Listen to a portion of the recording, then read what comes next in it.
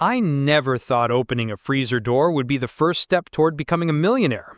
Yet here I am, sitting in a modest home office with a window view of my own backyard, sipping overpriced coffee from a subscription I now regret, and remembering the exact click of that damn freezer. Let me take you back. It was a Tuesday. Always a Tuesday. Tuesdays are liminal, nothing begins or ends on them, and that's exactly the kind of forgettable day I was stuck in. I was working the night shift at Dalton's Minimart, a 24-hour convenience store that somehow always smelled like a mix of stale hot dogs and cleaning chemicals.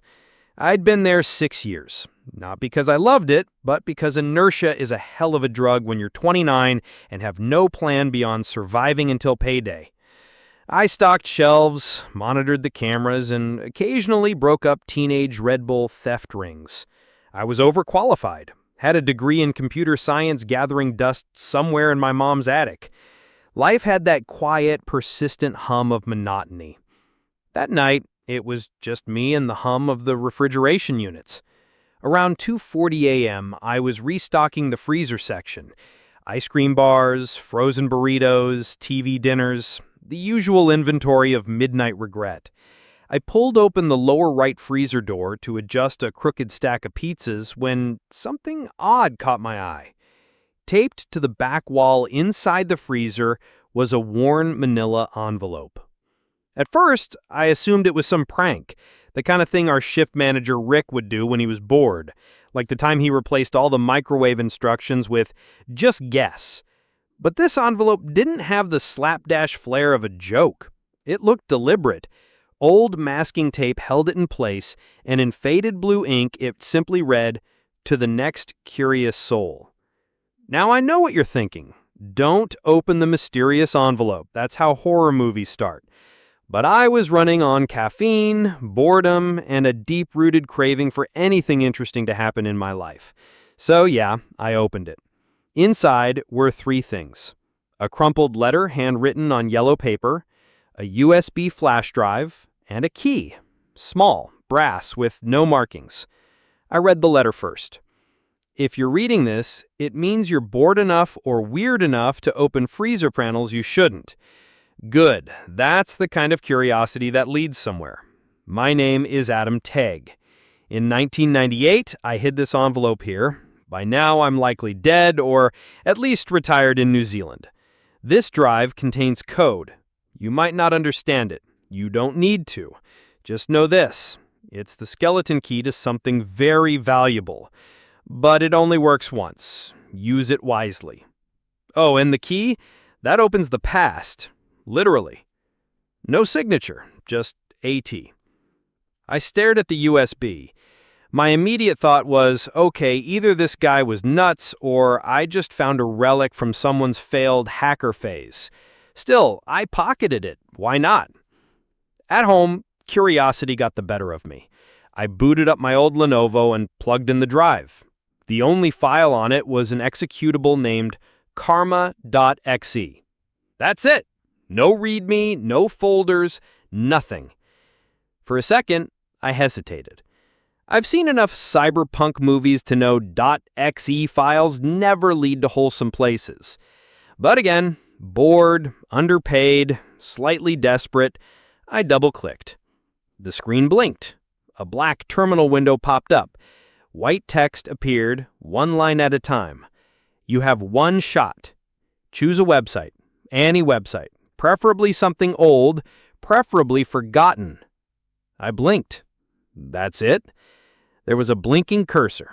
I wasn't sure what to type, so I chose something from my childhood, an old comic sharing site called toontrove.com that shut down around 2010. I typed the domain and hit enter. The screen flickered again. More text. You are now the sole administrator of toontrove.com. Domain reactivated. Original content retrieved. Monetization modules installed. Enjoy. I thought I was being trolled by some elaborate joke program, but I typed the site URL into Chrome and there it was. Not a cached version, a fully working site just like I remembered it in 2005. And the old comics? They were all there. Thousands of them. User accounts, forums, even my childhood handle, ZapDude88 was back. It was like someone had reached into a digital graveyard and breathed life into it. But the most insane part? There was a new dashboard tab labeled Revenue. And there, in bold letters, it read, estimated weekly ad revenue, $38,214.19. I laughed out loud, then I refreshed the page. The number updated, $38,410.44. I nearly dropped my coffee. The number kept climbing. I sat there slack-jawed, watching digital digits tick up like some kind of financial slot machine. I couldn't believe it. In the span of a few minutes, my childhood nostalgia site, a platform that had vanished without a whimper, was somehow alive again, monetized, and hemorrhaging ad revenue in real time. I refreshed the page again. $38,689.02. It didn't make sense. I didn't own this site. I hadn't touched a line of code. I hadn't paid to register the domain. And yet here it was. Like I had willed it back into existence with a .exe file and a flicker of reckless curiosity. I spent the next 6 hours in a fog of frantic Googling, checking domain registries, email accounts, DNS records, ad platforms. Somehow, inexplicably, everything was routed through my name now. There was a PayFast account linked to my email, a new Gmail address tied to administrator access, and ad networks already piping in traffic. And the traffic? That was the weirdest part. It was massive.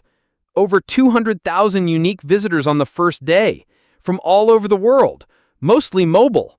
I dug deeper and discovered that some Redditor had posted an OMG throwback thread in a nostalgia forum linking to the site just an hour before I ran the program. The post was blowing up. Tens of thousands of people were flooding in, laughing over their favorite comics, reposting them to social media. It was like lightning had struck the internet's forgotten attic, and I was holding the copper wire. At 10:30 that morning, after calling out sick from my shift at Dalton's, I finally shut my laptop, climbed into bed, and stared at the ceiling. Had I just become rich? Not millionaire rich, but possibly on the road, definitely out of debt rich. The adrenaline crash hit hard, and I slept like a rock until late afternoon. Over the next few days, the madness only escalated. The site got picked up by a BuzzFeed listicle, 15 websites that somehow still exist in 2020X, and number 7 will destroy you with nostalgia. TikTok started popping up of people reacting to old comic panels. Influencers were reenacting scenes, adding voiceovers, remixing art. Toontrove had become a cultural moment. I updated the homepage, fixed some dead links, and added a merch page through a drop shipping service. I had no idea what I was doing. I just knew the internet was watching and I had to ride the wave before it crashed. The money poured in. After 1 week, the PayFast account showed over $90,000 in earnings. After 2 weeks, $160,000. By the end of the month, $402,300.68. That's when it really hit me. I was a millionaire. Technically, not in net worth, not yet, but in trajectory, in velocity, the kind of momentum that changes everything. So, naturally, I did the most reckless thing imaginable. I quit my job at Dalton's via email while still on shift. I walked out in the middle of stocking the cigarette cabinet, left my name tag on the counter, and never looked back. Rick didn't even text me. He just replied with a thumbs up emoji and a gif of Gandalf disappearing into the fog. Now, if the story ended there, it would have been sweet and simple. A tidy viral miracle. But the universe doesn't give you millions without throwing a few landmines in your path. The first came 2 weeks later in the form of a cease and desist letter. From a man named Colin Merrick. I recognized the name immediately. He was one of the original creators who posted his comics to Toontrove in 2007. The guy had a distinctive style, stick figures with absurdly detailed facial expressions, and deeply existential humor. I used to comment on his stuff back in the day. He had thousands of fans. Then he disappeared from the internet around 2011. And now, 12 years later, he was back. The letter claimed that I was profiting off his intellectual property without permission and that he would pursue legal action unless I compensated him fairly and promptly.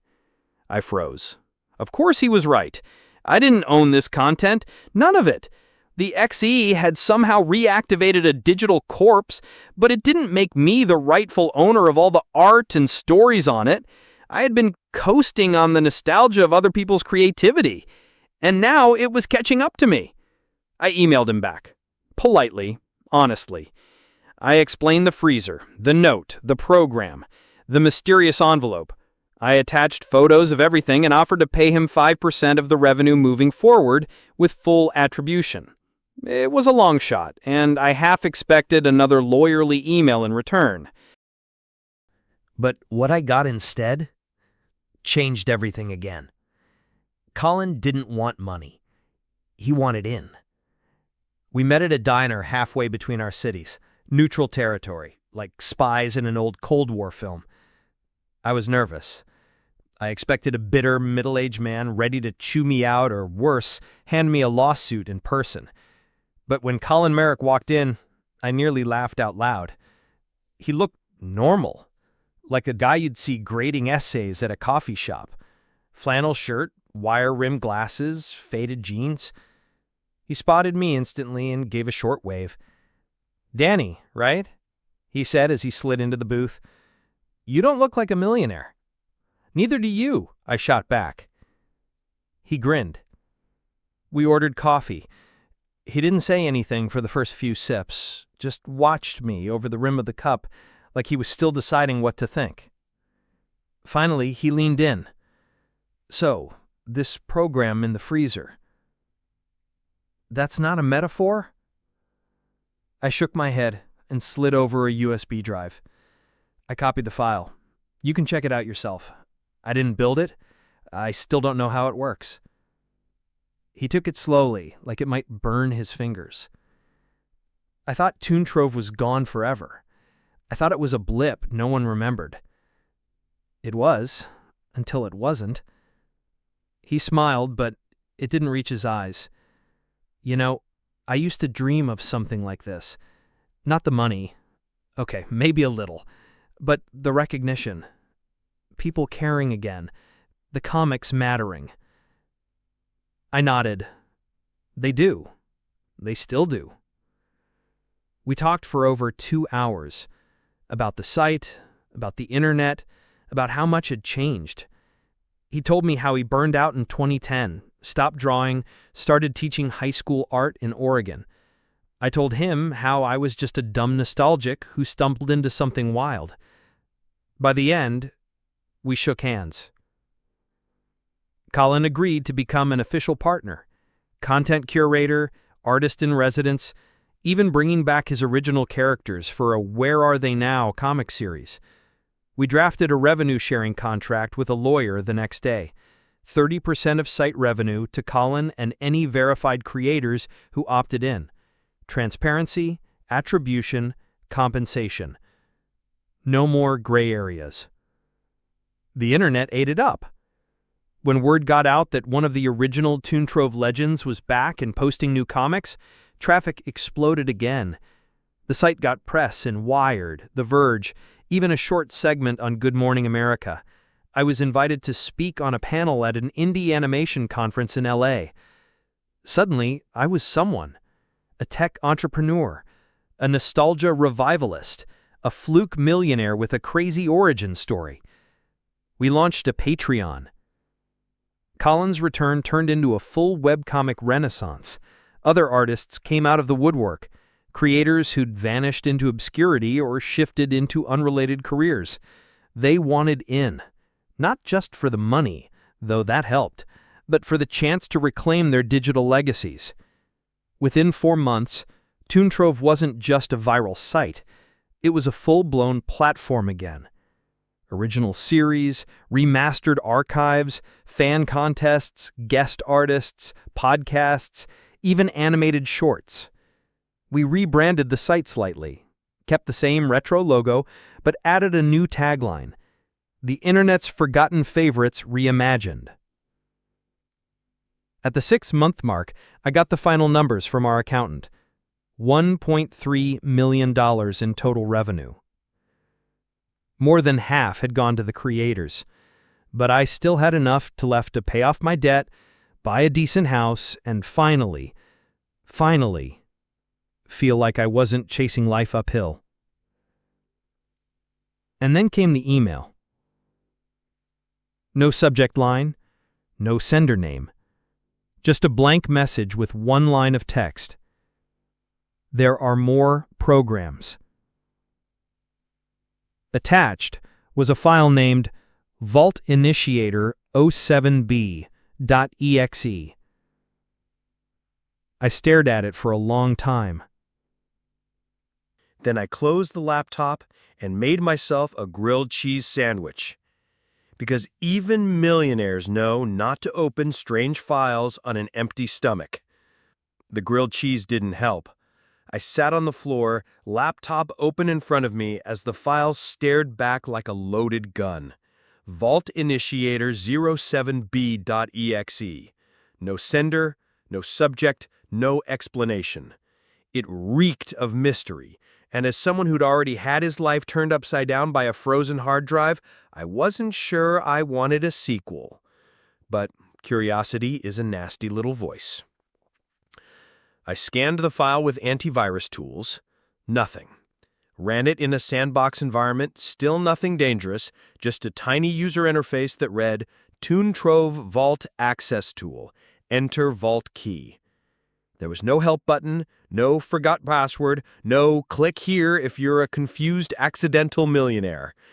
It looked like something from 1999. White background, monospaced font, like it had never been meant for the public, maybe not even for other developers.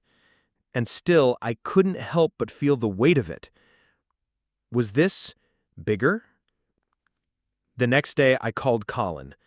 "Hey, you didn't happen to send me a weird file last night, did you?" "No," he said, puzzled. "Why?"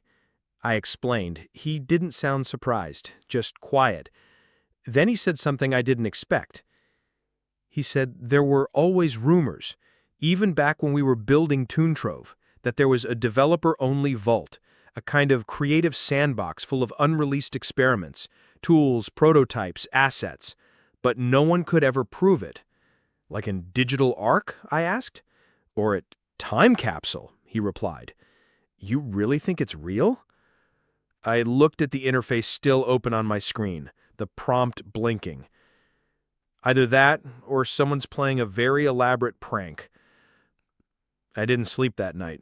I dreamed of strange cartoons, half-finished animations, talking animals glitching through digital fields, a vault buried beneath layers of code, echoing with forgotten voices. When I woke up, I had an idea. I dug back through the metadata of the original freezer drive, the one with the TuneTrove backup. There, buried deep, was a single text file I'd never noticed before. vaultkeynotes.txt. It contained a string of gibberish numbers and letters. I copied it, heart thudding, and pasted it into the Vault Initiator tool. The interface flickered. A black screen appeared with glowing green text. "Access granted. Welcome Developer 07B. Loading TuneTrove archive extensions. Vault contents, 13 files detected. Project Omega, animated AI short engine, Auto Inc., AI-driven comic generator beta, character core builder, emotion map library, VoxMod, AI voice emulator, story tree, interactive narrative toolkit, dream panel, procedural art assistant, and more." I just stared at the list. It was like a madman's wish list, years ahead of its time, a forgotten vault of creative software that hadn't seen daylight in over a decade. Suddenly, my success didn't feel like an accident anymore. It felt like the opening chapter. Over the next few weeks, I tested the tools in secret. Some were buggy, others felt eerily polished. Auto Inc., for example, could take a short description like, a frog who wants to be a detective, and spit out a fully drawn, lettered 4-panel comic. The art wasn't perfect, but it had charm. The voice emulator could clone any uploaded voice and match it with different emotional tones. The story tree system was wild, an interactive choose-your-own-adventure engine with real-time character memory. It was like stepping into the future, but it also made me nervous. These tools, they were powerful. Too powerful to release without care. In the wrong hands, they could replace human creators, erase the very spirit that made Toon Trove special. So I did what I never thought I'd do. I called a meeting. We gathered the original Toon Trove creators, Colin, 2 other developers we tracked down, and a few of the new generation artists. I showed them the vault. No one spoke for a long time. Then Colin said, "This is like finding the Holy Grail and realizing it's a nuke." We debated for hours. Ethics, ownership, AI boundaries, art versus automation. But in the end, we agreed on one thing. We would release the tools, selectively, carefully, openly. As a collaborative artist suite, not a replacement.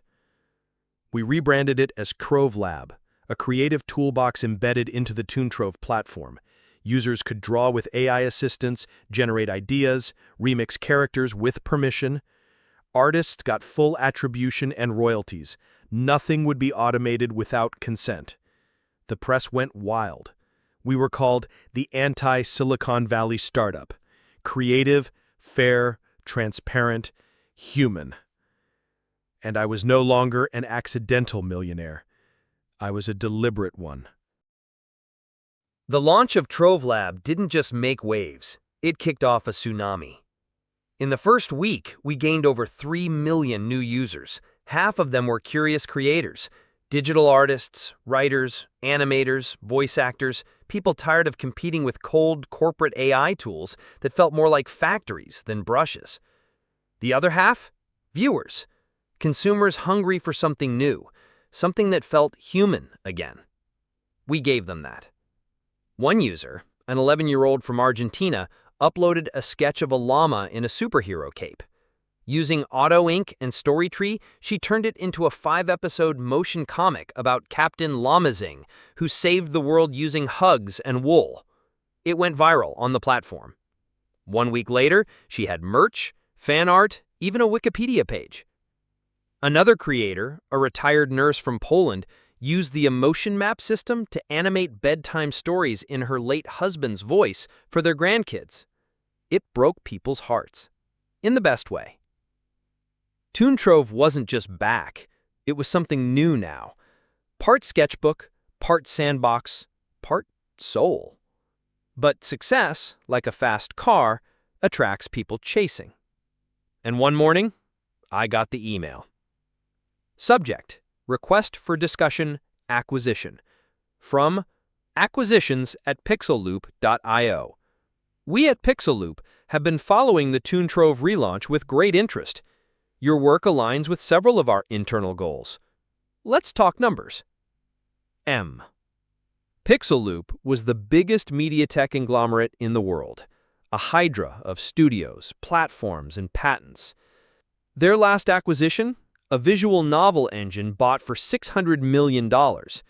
I had no idea how much they thought we were worth, but the fact they didn't name a number in the first email said it all. They expected us to drool. Instead, we laughed. Colin actually snorted coffee. I said, "We built this on a broken freezer and 2 burritos. They think we'll sell it for a gold watch?" Still, the team voted to hear them out. Curiosity again, that same damn voice that started this whole thing. The meeting happened on a Tuesday. They flew us out to San Francisco, first class, put us in a tower hotel with eco-toilets and robot room service. The whole floor smelled like anxiety. The presentation was slick.